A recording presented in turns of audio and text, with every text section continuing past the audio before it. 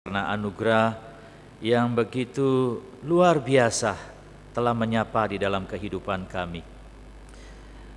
Tanpa anugerah Tuhan kami tidak mungkin memiliki anugerah keselamatan dan juga bagian di dalam kerajaan Allah. Karena itu Tuhan, kami adalah orang-orang yang berharga, orang-orang yang sungguh mengalami kebahagiaan dan sukacita yang sejati di dalam Tuhan Yesus. Kiranya melalui kebaktian hari ini kami diberikan motivasi hati yang bijaksana untuk beribadah dan mendengarkan firman-Mu. Sehingga setiap firman yang kami dengarkan bukan hanya membangun rohani dan iman kami, tapi kami salurkan jadi berkat bagi orang lain. Berkati ibadah ini Tuhan, dan kuasai ruangan ini maupun juga setiap hati kami. Inilah doa yang kami mohonkan di dalam nama Tuhan Yesus Kristus kami berdoa. Amin.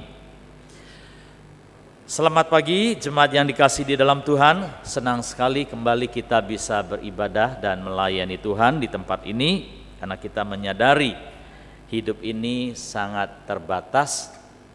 Kalau hari ini Tuhan berikan sebagai hari yang indah, sebagai tanda belas kasihan Tuhan pada kita.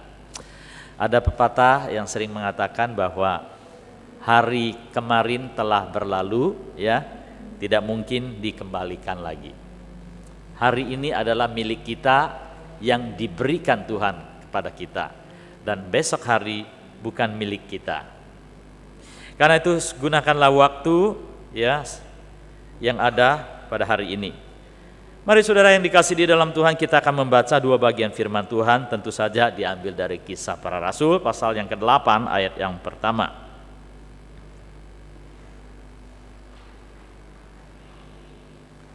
Kisah pasal 8 ayat 1, mulai dari ayat 1 sampai ayat ketiga saja. Kisah Para Rasul pasal 8 ayat pertama berkata demikian, Saulus juga tersetuju bahwa Stefanus itu mati dibunuh. Pada waktu itu mulailah penganiayaan yang hebat terhadap jemaat di Yerusalem. Mereka semua kecuali rasul-rasul tersebut tersebar ke seluruh daerah Yudea dan Samaria. Orang-orang saleh menguburkan mayat Stefanus serta meratapinya dengan sangat.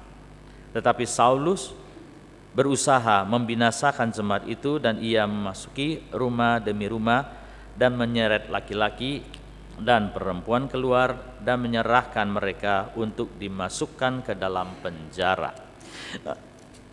Saudara, bagian yang kedua kita akan membaca Kisah pasal yang ke-11 ayat yang ke-19. Kisah 11 ayat yang ke-19. Demikian bunyinya, sementara itu banyak saudara-saudara telah tersebar karena penganiayaan yang timbul sesudah Stefanus dihukum mati. Mereka tersebar sampai ke Finisia, Siprus, dan Antioquia. Namun mereka memberitakan Injil kepada orang Yahudi saja. Sampai di sini pembacaan firman Tuhan. Berbahagialah setiap orang yang merenungkan bagian firman ini dan melakukan di dalam kehidupannya.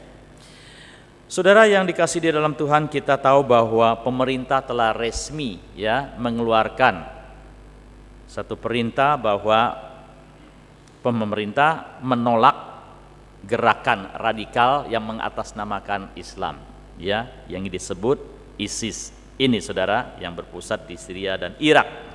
Demikian juga Gubernur Jatim, ya, di koran yang beberapa hari yang lalu juga menegaskan tidak menerima gerakan ini.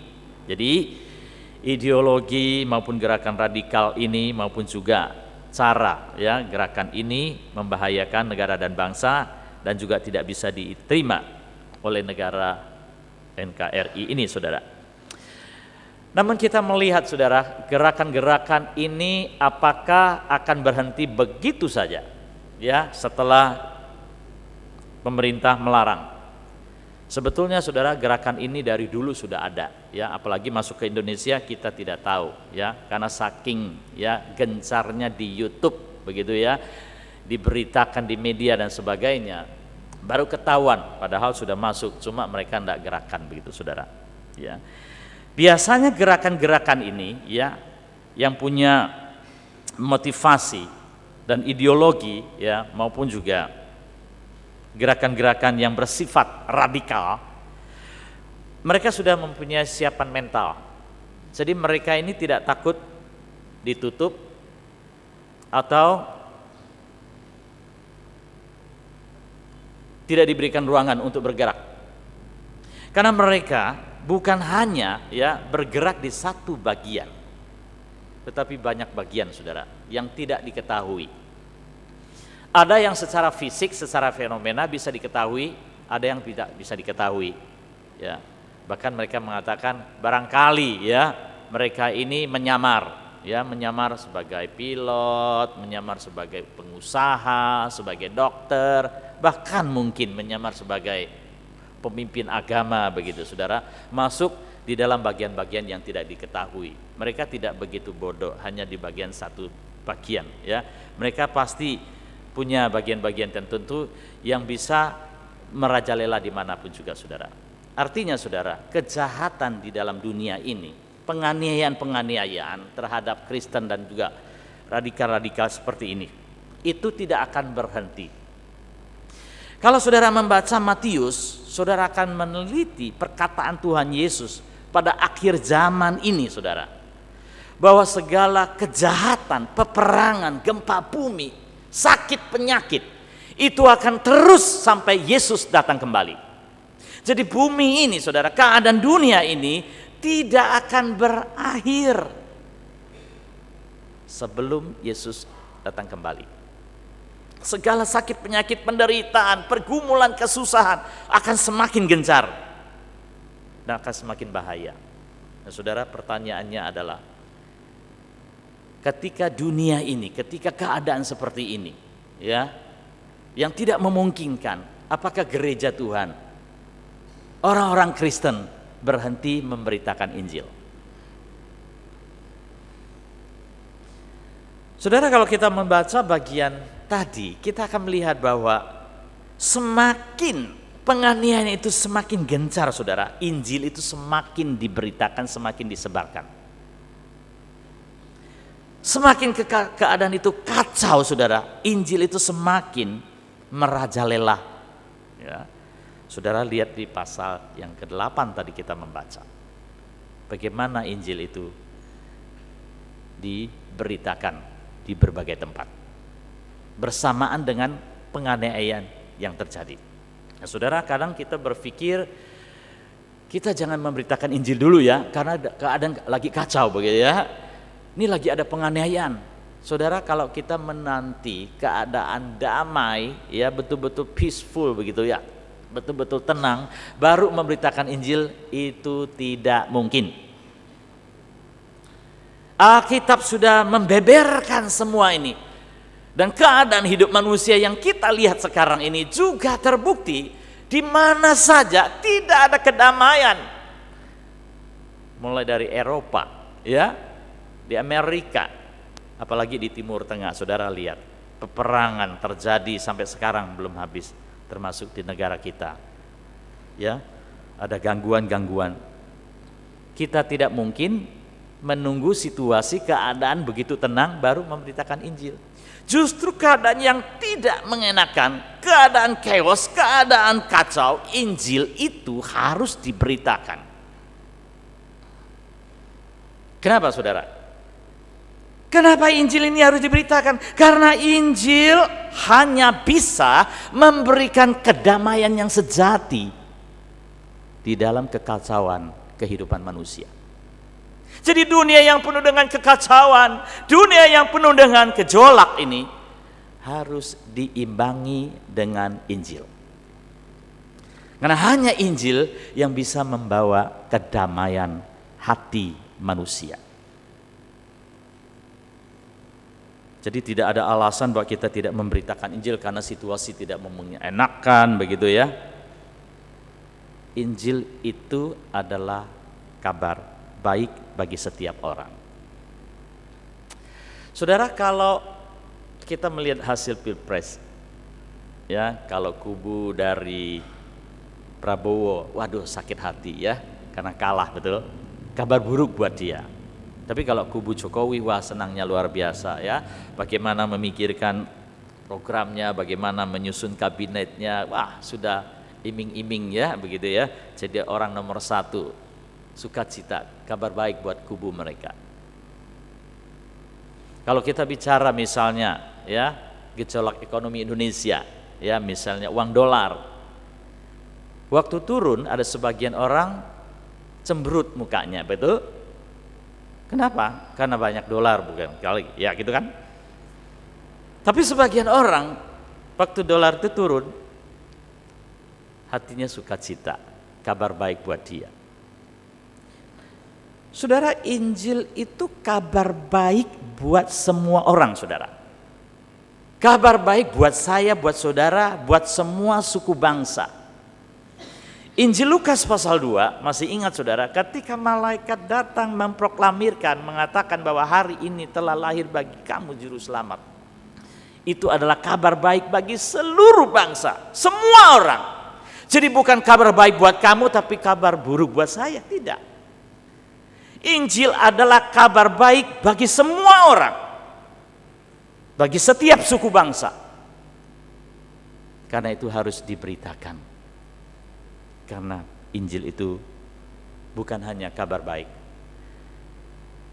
tapi Injil, hanya Injil yang dapat menyelamatkan setiap orang. Saudara, ada sebagian orang kalau mendengar kalimat ini mungkin bersikap apatis begitu ya. Apa betul hanya Injil yang menyelamatkan orang? Ya, kalau kita membaca Alkitab, ya Alkitab menjelaskan dan menegaskan, ya Kisah pasal 4 ayat 12, bahwa di bawah kolong langit ini tidak ada orang yang bisa diselamatkan kecuali melalui Tuhan Yesus Kristus. Apakah kita mengajarkan hal yang ekstrim? Apakah kita membenarkan agama kita atau yang lain tidak dibenarkan? Saudara, ini adalah firman Tuhan yang disampaikan melalui rasulnya, yang mengalami pengajarannya. Jadi firman Tuhan ini bukan bersifat subjektif, saudara, tapi penuh dengan kebenaran yang bisa dibuktikan. Bahwa Injil, tanpa Injil orang tidak mungkin diselamatkan. Apakah ada buktinya bahwa hanya Injil yang bisa menyelamatkan orang? Saudara, kalau membaca Lukas pasal 16 itu bicara orang kaya dan Lazarus. Saudara tahu cerita ini? Saudara, orang kaya hidupnya mewah, begitu ya. Dia invest sana, invest sini, ya kekayaannya, ya kenikmatannya luar biasa sekali. Sedangkan Lazarus adalah orang miskin, saudara. Orang miskin jelas dia tidak memiliki apa-apa. Untuk makan satu kali pun dia harus mengemis. Jadi dia tidak mungkin ya memiliki kesempatan untuk berbuat baik, ya melakukan kegiatan sosial, sumbang ini seperti orang kaya ini ya. Orang kaya ini ya pasti banyak duit ya, lalu membangun sekolah ya, bantuan yayasan ya. Namanya orang kaya kan begitu, saudara ya. Jadi namanya tenar. Tapi Alkitab mengatakan apa, saudara? Ketika keduanya mati ya, Lazarus dibawa ke pangkuan Abraham, sedangkan orang kaya menderita di akhirat. Saudara, sekarang kebalikannya. Orang kaya di dalam dunia ini jadi orang miskin di akhirat. Perhatikan, orang kaya, orang yang punya segala-galanya, punya kekuasaan, punya kenikmatan, punya harta benda, ya invest sana, invest sini, ya melakukan kegiatan sosial, bantu ini, saudara. Jelas segala perbuatan namanya lebih tenar daripada orang miskin. Tapi begitu dia mati, ya Alkitab mengatakan dia menderita dan dia jadi orang miskin. Orang miskin miskin di dalam dunia ini, yang tidak memiliki apa-apa, saudara, tapi dia ada di pangkuan Abraham karena dia memiliki Tuhan. Jadi kebalikannya, saudara. Lazarus yang miskin jadi orang kaya jadi orang miskin. Itu perumpamaan yang diberikan oleh Tuhan Yesus. Kalau perumpamaan ini diberikan oleh Tuhan Yesus, itu membuktikan bahwa hanya Injil yang dapat menyelamatkan. Karena itu, saudara, orang miskin ini berkata kepada Lazarus, tolong injili orang-orang keluarga saya yang belum diselamatkan. Mereka juga butuh Injil, selamatkanlah mereka. Jangan sampai mereka itu sama seperti saya menderita di akhirat. Saudara, itu cerita yang sangat tragis sekali. Orang kaya minta setetes air sama Lazarus orang yang miskin. Itu untuk menggambarkan betapa menderitanya orang tanpa Injil. Saudara yang dikasih dalam Tuhan, jangan sampai kita mengalami keadaan seperti orang kaya ini. Sekarang ini, saudara, saat ini kita harus punya concern, punya kepedulian, jiwa-jiwa mulai dari keluarga kita. Dan ini pasti, saudara, orang tanpa Injil tidak mungkin diselamatkan. Karena hanya Injil yang menyelamatkan manusia. Saudara, kenapa kita harus memberitakan Injil? Kenapa menjadi keharusan memberitakan Injil? Karena ini perintah Tuhan Yesus. Yesus memerintahkan kepada murid-muridnya, pergilah, baptiskanlah mereka di dalam nama Allah Bapa, Anak dan Roh Kudus. Jadikanlah mereka semua bangsa muridku. Di dalam Kisah Para Rasul mengatakan, kalau Roh Kudus turun ke atas kamu, dan kamu akan menjadi saksiku di Yerusalem, di Yudea, Samaria, dan sampai ke ujung bumi. Roh Kudus diberikan untuk menjadi penggerak Injil, ya, itu khotbah minggu yang pertama. Jadi Roh Kudus turun, dia akan menjadi penggerak kita. Jadi bukan saudara, inisiatif saudara, ya, keingin saudara, kerinduan saudara, itu tidak mungkin. Hanya Roh Kudus yang bisa menggerakkan, ya, yang memotivasi saudara dan saya untuk memberitakan Injil. Dan Injil ini adalah perintah daripada Tuhan Yesus. Kalau perintah itu keharusan, saudara, bukan opsi. Jadi kita tidak ada pilihan. Jadi kalau gereja tidak memberitakan Injil, itu bukan gereja lagi, saudara. Kalau orang percaya yang mengalami keselamatan tidak membagikan keselamatan, itu bukan orang yang mengerti keselamatan itu sendiri, yang tidak akan merasakan Yerusalem. Karena itu, saudara, Injil itu menjadi keharusan bagi kita untuk diberitakan, disampaikan. Kadang orang berkata demikian, Muse, ini tiap tahun kok ada bulan misi ya, membosankan, katanya begitu. Saudara, 1 tahun cuma 1 kali kita adakan bulan misi. Itu pun sedikit sekali yang pergi memberitakan Injil atau yang terlibat di dalam misi. Apalagi tidak diadakan bulan misi, apalagi tidak berkhotbah berhubungan dengan misi. Semakin banyak orang tidak terlibat di dalam pelayanan misi.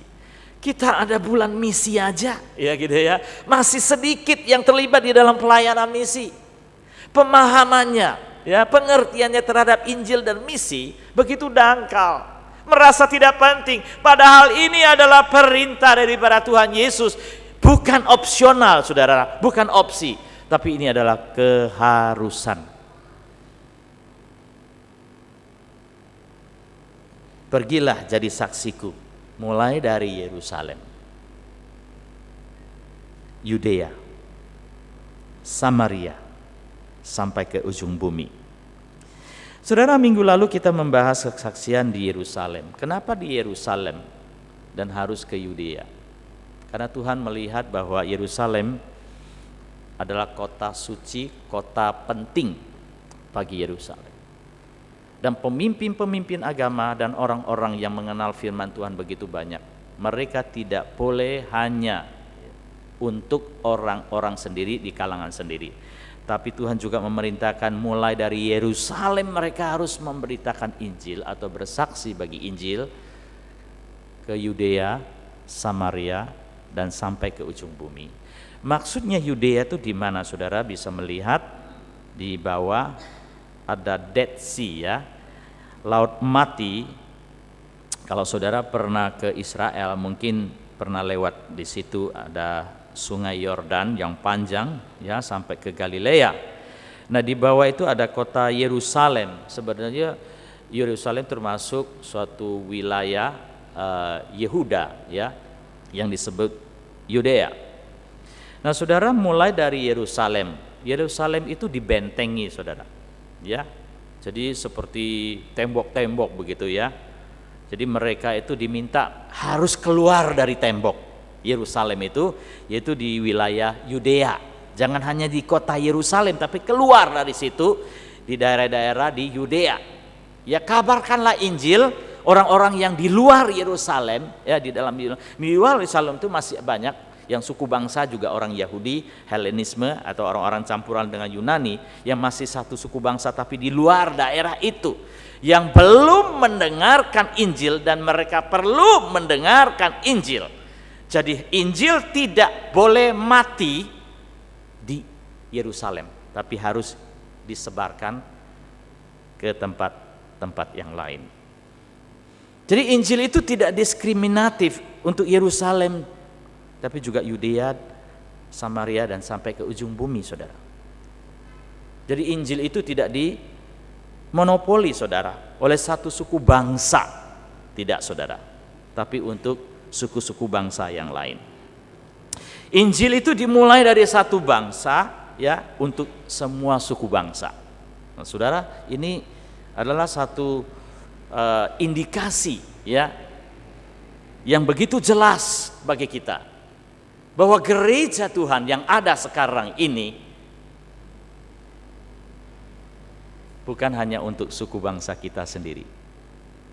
Injil yang kita dengar, Injil yang menyelamatkan saudara, dan Injil yang diperintahkan oleh Tuhan Yesus itu harus keluar dari pintu-pintu gereja ini ke tempat-tempat yang lain, supaya Injil ini bisa diberitakan dan menjadi berkat bagi orang lain. Yang kedua, saudara, sikap kita terhadap Injil. Kita harus percaya hanya Injil yang bisa mentransformasi hidup seseorang. Hanya Injil yang bisa mengubah kehidupan orang secara totalitas, ya. Nah, saya ingin membaca satu bagian firman Tuhan yang sangat indah, ya, yang berhubungan dengan transformasi hidup ini, yang boleh menjadi pegangan doktrin kita, ya, terhadap penginjilan orang-orang yang mungkin sulit menerima. Titus pasal yang ketiga ayat yang kelima berkata demikian.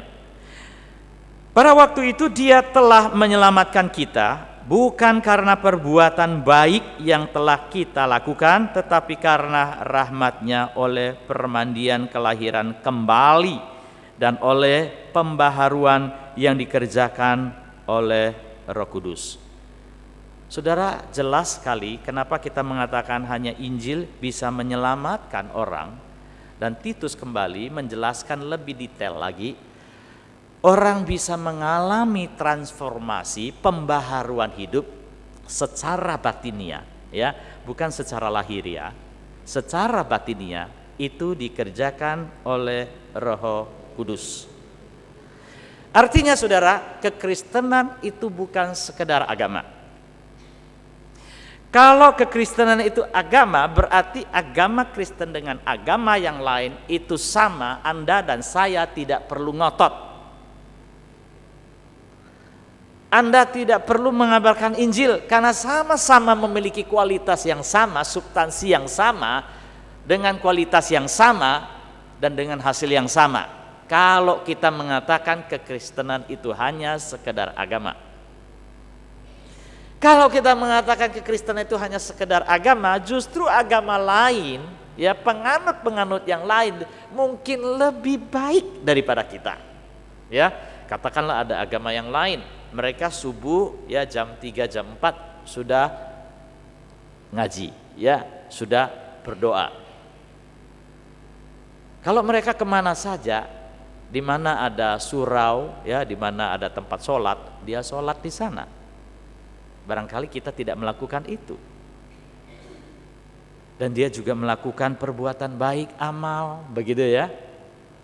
Lalu agama-agama yang lain juga demikian, ya. Membangun panti asuhan, membangun yayasan sosial, ya bakti ini, perbuatan ini, amal ini, ya kegiatan ini. Kalau dinilai dari perbuatan-perbuatan sosial, barangkali kita itu di bawah dia. Kalau kita meninjau semua dari agama, berarti agama kita ya di dalam perbuatan sosial maupun yang amal ini tidak lebih daripada mereka. Kalau tidak lebih daripada mereka, bagaimana kita mengklaim dan kita mengatakan bahwa kekristenanlah yang paling benar? Kita hanya melihat fenomena ini, tidak mungkin kita bisa mengatakan kekristenan itu lebih baik daripada mereka. Apa yang membuat kekristenan itu lebih baik daripada kepercayaan agama yang lain? Karena agama yang lain, kepercayaan yang lain tidak bisa membuat seseorang mengalami kehidupan baru yang seperti yang dikatakan dalam Alkitab.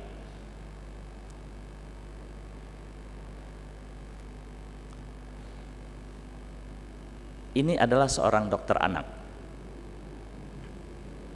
Dia punya latar belakang kepercayaan, tradisi Tionghoa, ya. Kalau di Taiwan itu pai-pai itu ya, kalau sembah-sembah itu luar biasa. Kalau saudara sering ke Taiwan tahu sendiri, itu agama tradisi luar biasa. Dia lahir dan pengaruh kepercayaan seperti itu. Tapi satu hari saudara, saya kaget ketika saya lihat di Good TV itu ada acara-acara tertentu, setiap kali itu ada kesaksian orang-orang yang bertobat, saudara. Bagaimana kehidupan orang seperti ini dulu sekarang bertobat. Nah, waktu saya pas melihat kesaksian ini, saudara, saya coba jepret gambarnya, saudara. Kenapa, saudara? Dia sebagai seorang dokter muda, ya, dokter anak. Dia kesaksiannya sambil menangis terseduh-seduh. Dia mengatakan, saya tidak tahu bagaimana pekerjaan Tuhan. Saya ini tidak pernah nangis, gitu ya. Tapi saya begitu percaya sama Tuhan. Saya mencucur air mata. Dan waktu dia kesaksian juga sambil mencucur air mata. Dia menangis. Tapi dia mengatakan, aku menangis bukan menangis kesedihan. Saya menangis karena sukacita. Karena Injil telah menyelamatkan saya. Injil telah mengubah saya. Roh Kudus yang mentransformasi hidup saya. Saudara melihat itu? Bukan agama dia, bukan tradisi, bukan ilmu kedokteran dia, bukan pengetahuan lingkungan yang mentransformasi hidup dia, yang membuat dia mencucur air mata. Tetapi Roh Kudus, Injil itulah yang telah menembus hati dia dan mengubah hidup dia, sehingga dia mengalami kehidupan baru. Bapak Ibu yang dikasihi dalam Tuhan, bukankah ini kita melihat ada satu pekerjaan Tuhan yang luar biasa yang bisa mengubah kehidupan orang? Bukankah kita melihat dan saudara mengalami sendiri bahwa Injil itu adalah kekuatan Allah yang begitu dahsyat. Injil itu bisa mentransformasi kehidupan seseorang.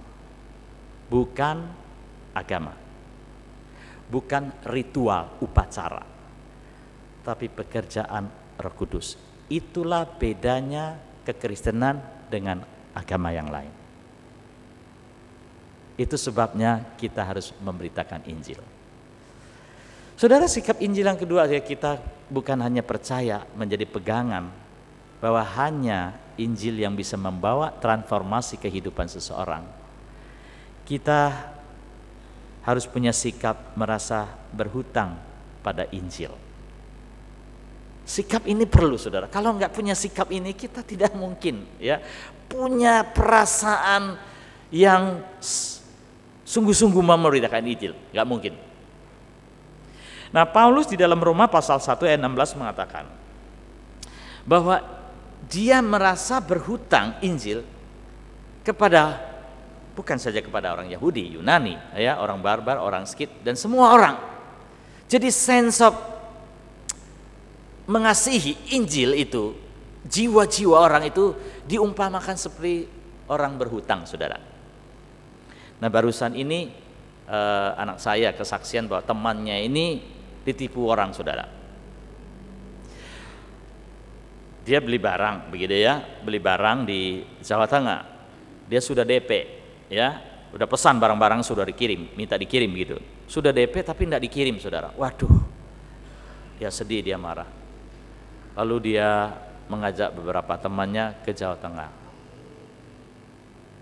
nyetir mobil, saudara. Sampai di situ dicari orangnya, tidak ketemu anak istrinya. Ini ya rumahnya, iya betul, ini orangnya, betul. Lalu gimana ini utang? Wah, saya enggak tahu. Itu bukan urusan saya. Itu urusan suami saya, itu urusan saudara saya. Yang hutang bukan saya, silakan cari dia. Dicari-cari tidak ketemu dan tidak mau bayar, saudara. Marah ya, saudara ya, kita marah ya. Kalau orang hutang sama kita enggak bayar, kita marah sekali. Itu loh Paulus mengatakan, kita ini berhutang Injil pada orang. Kalau kamu tidak bayar hutang Injil, ya sama seperti orang tadi. Kalau bahasa Jawa yang jelek kan bilang bencekno gitu ya, orang yang tidak bertanggung jawab. Saudara, Paulus mau menempatkan dirinya seperti itu. Kalau kita tidak menempatkan diri kita seperti Paulus, merasa berhutang, sampai kapanpun Anda tidak akan memberitakan Injil. Walaupun Yesus datang kembali, kamu juga tidak akan memberitakan Injil. Karena kamu tidak merasa berhutang. I'm okay, you are okay. Karena tidak merasa berhutang. Tapi kalau saudara merasa berhutang, sebelum Yesus datang kembali, judgment datang kembali, pengadilan datang kembali, saudara akan mengatakan, saya ingin melunasi hutang ini. Hutang Injil. Siapakah yang kamu hutang? Coba saudara, mulai Anda lirik, mulai dari keluarga Anda, lingkungan Anda, tetangga Anda, di luar di sana masih begitu banyak orang yang menantikan pengabaran Injil, yang menantikan transformasi hidup, karena hanya Injil yang bisa mengubah mereka. Sikap yang ketiga adalah bahwa kita harus merasa urgensi Injil. Injil itu merasa dia rasakan urgen sekali, penting sekali, cepat harus diberitakan. Santai saja ya. Bagaimana Injil bisa kalau tidak ada perasaan seperti, sikap kita tidak seperti itu, tidak mungkin Injil itu beda. Gereja juga tidak mungkin bisa mendidikan Injil. Saudara, coba istri atau saudara yang mengalami kehamilan yang mau melahirkan, ya misalnya ya, istri saudara mengatakan, "Pak, ini udah habis mau lahir ini," ya, ini tanda-tandanya. Wah, santai saja, tidak mungkin begitu. Oh ya, sudah melahirkan. Oh yuk kita antar ke dokter atau ke rumah sakit. Kan begitu, sudah ada urgensi, ada perasaan urgensi itu loh. Kalau saudara periksa ke dokter, lalu katakan, ini tumornya sudah stadium 4. Wah, bagaimana perasaan saudara? Oh, stadium 4 ya dok? Oh, enggak apa-apa ya, gimana? Stadium 4, bagaimana dok? Waduh, langsung ya, apa perlu kemo atau operasi? Di mana dok? Pasti bergegas, pasti punya rasa urgensi itu. Saudara, rasa urgensi terhadap Injil itu belum ada pada kita. Kita masih santai, kita tidak peduli, kita tidak merasa berhutang, kita juga tidak merasakan bahwa hanya Injil ini yang bisa mentransformasi kehidupan orang. Kita tidak ada perasaan seperti itu. Bagaimana Injil itu bisa disebarkan? Saudara, David Livingstone mengatakan apa, saudara? Sympathy is not enough without action. Anda itu peduli, simpati, ya doakan segala misalnya simpati ya. Tapi kalau tidak ada actionnya, tidak ada perlakuan yang nyata, tidak ada gunanya, kata David Livingstone. Tapi dia bukan hanya berkata, mengeluarkan kalimat yang begitu luar biasa, menyentuh hati orang. Bahkan dia mempersembahkan dirinya pada usia 23, kelahiran Scotland. ya, mempersembahkan dirinya menjadi misioneri di Afrika. Bukan tetangganya di Inggris, bukan tetangganya Jerman, Paris, bukan. Tapi mempersembahkan dirinya ke Afrika. Saudara, Afrika sekarang ini masih ada tempat yang kanibal. Sekarang ini itu saudara. Di hutan rimba, binatang-binatang buas dan orang-orang kanibal yang primitif masih ada sekarang. Saudara bayangkan pada zaman ya David Livingstone tahun 1813 dia lahir, hampir 200 tahun yang lalu. Saudara bayangkan waktu itu nggak ada pesawat, nggak ada handphone, nggak ada laptop, nggak ada komputer, nggak ada supermarket. Saudara, orang ini nggak ada kerjaan, bukan. Sympathy is not enough without action. Orang ini luar biasa saudara, dia belajar bahasa, berbagai bahasa. Dia belajar ilmu bumi, geografika, dia belajar kedokteran, dia belajar teologi. Ini orang yang punya masa depan yang luar biasa. Tapi dia rela pergi ke Afrika membawa anak dan istri. Bahkan anaknya yang pernah meninggal di sana. Karena digigit nyamuk malaria. Ada orang berkata demikian, Pak David, pulang saja, bawalah istrimu dan anakmu, jangan terjadi korban yang lebih banyak. Tidak. Karena dia mengasihi orang-orang di Afrika. Saudara tahu? Dia hidup dan mati untuk Afrika. Waktu dia meninggal, dia dikuburkan di Afrika. Ada begitu banyak orang mencari kuburannya di mana. Enggak ketemu saudara. Diusahakan lagi, akhirnya ketemu. Lalu membawa jasadnya kembali ke Inggris. Lalu dikuburkan di Westminster Abbey. Itu adalah kuburan terkenal di Inggris, tempat orang-orang penting. Kenapa dia ditaruh di sana? Supaya orang memperingati dia, menghormati dia, mengagungkan dia. Saudara, kalau dia tidak mempersembahkan diri atau ke Afrika, kalau dia tidak melakukan pekerjaan Tuhan, kalau dia mati, dia mungkin tidak dikuburkan di Westminster Abbey itu saudara. Gak tahu di mana. Tidak terkenal sampai hari ini. Jadi orang yang mengabarkan Injil, orang yang mempersembahkan hidupnya, Tuhan tidak pernah mengabaikannya.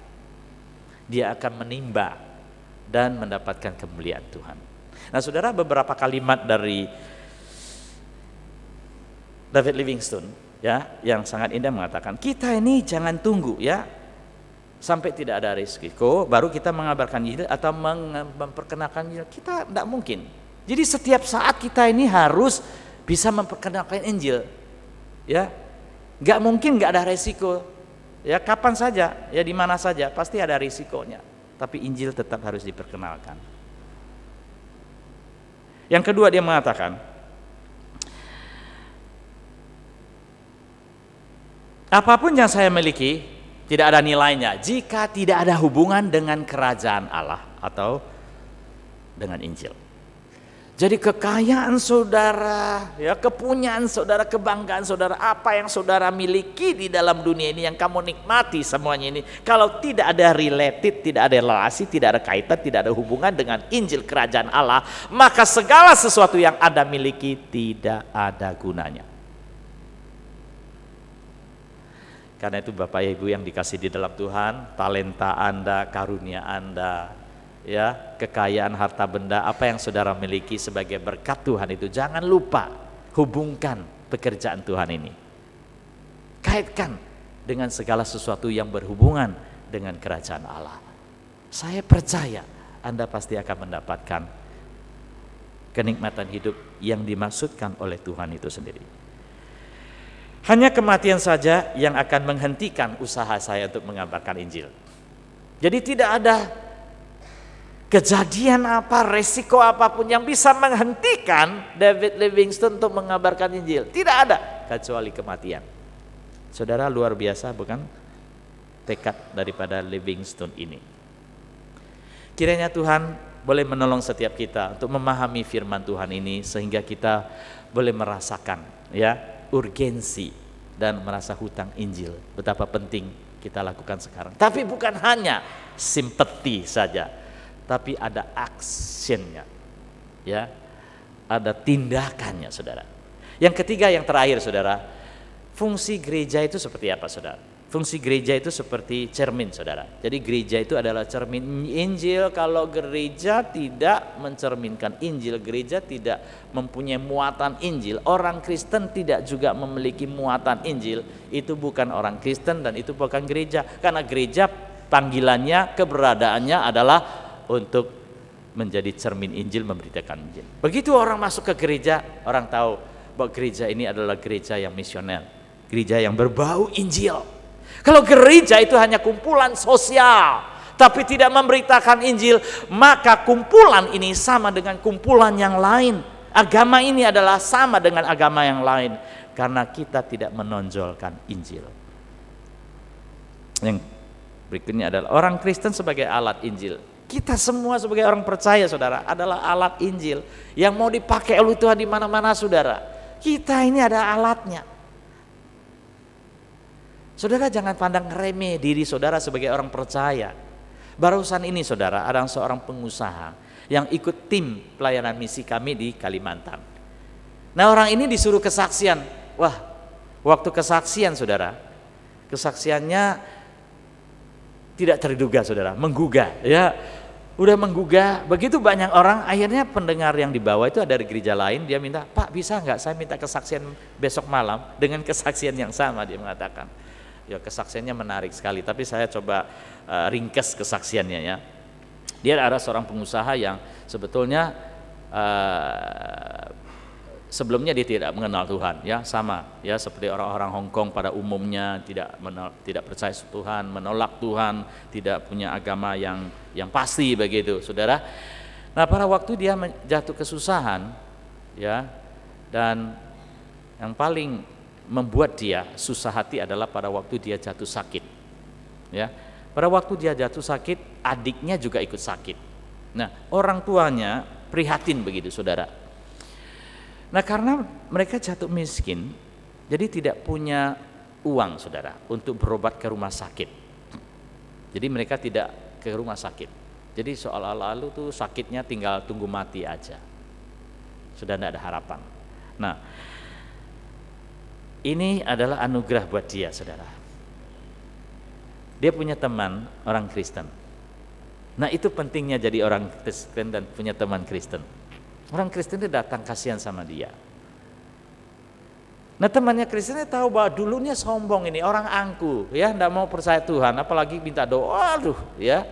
Waktu itu masih sukses. Sekarang dia jatuh miskin, susah, sakit, ya, dan tidak punya uang ke rumah sakit. Keadaan seperti ini, saudara, temannya datang. Dia mengatakan, "Aku mau mendoakan Anda, mendoakan sakitmu. Maukah Anda saya doakan sakitnya?"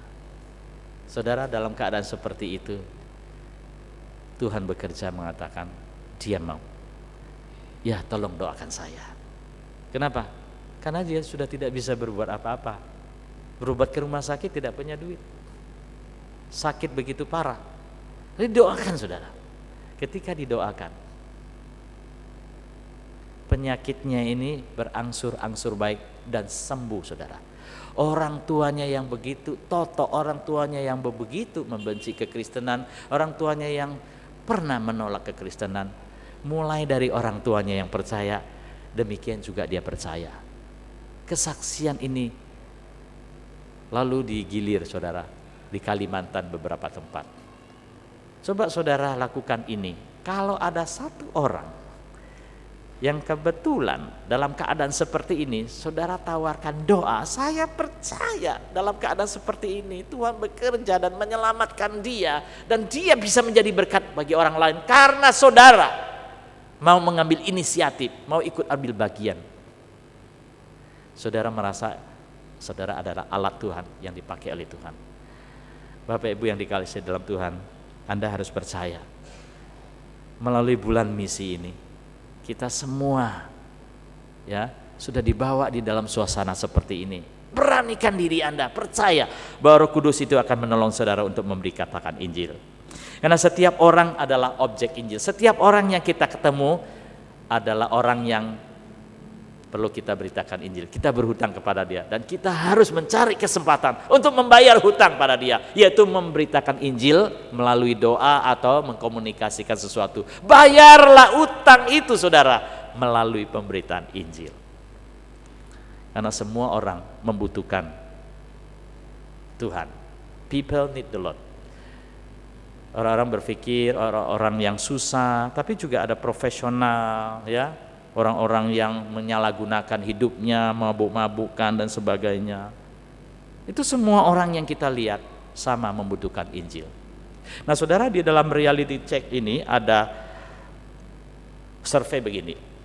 Ada 100 juta orang di Amerika menyatakan bahwa mereka memiliki komitmen dan keyakinan atas karya keselamatan Kristus. Semoga saudara juga memiliki keyakinan ya keselamatan hanya di dalam Yesus Kristus. Kemudian 55% menyatakan telah membagikan iman mereka kepada orang lain dalam 12 bulan. Kami berharap mulai hari ini Bapak Ibu yang dikasih dalam Tuhan, bagikanlah Injil, sharingkan Injil ya. Apa yang kamu bisa lakukan, lakukan. Tuhan menyertai saudara. Amin. Mari kita tunduk kepala dan kita berdoa. Saudara yang dikasihi di dalam Tuhan, kita harus bersyukur bahwa Injil telah menyelamatkan kita dan hanya Injil yang mengubah, yang mentransformasi kehidupan kita. Bukan agama, bukan ritual, bukan melakukan kebaikan, tetapi pekerjaan Roh Kudus. Itulah yang menjadi pegangan kita, itulah yang menjadi dasar kita mengabarkan Injil. Dan kita adalah alat Injil, dan setiap orang yang kita ketemui adalah objek Injil. Mari saudara, kita beritakan, kita sampaikan pada orang-orang yang belum mendengarkan Injil. Siapakah di antara kalian yang merasa berhutang pada Injil?